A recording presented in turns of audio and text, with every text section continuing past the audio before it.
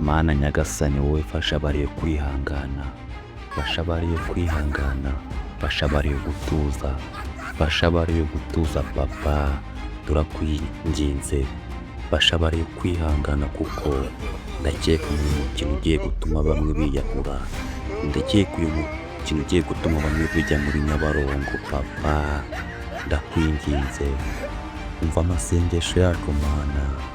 Mana nyagasani turakwinginze, ihanganisha abariyo ku bitego binini, ku gitego kimwe batsinzwe, Mana nyagasani bahunga igikombe, bahe kwihangana, bahe kwihangana Mana, turakwinginze Mana ngo bahe kwihangana, ko ndakeka bamwe barirukanka Nyabugogo barenga muri Nyabarongo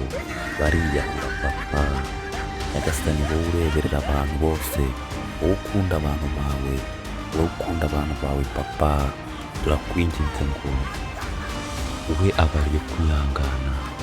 kuko ndakeka benshi baragiye muri Nyabarongo, APR nayo ihe kwishima, ubahe ibyishimo banezerwe kandi bamere neza, APR yacu dukunda,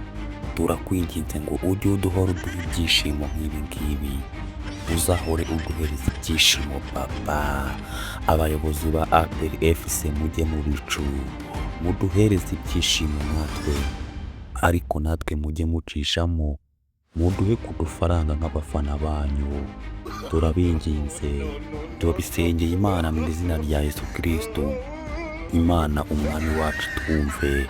Imana papa wacu data wacu itwumve, abariyo namwe nimukomeze kwihangana,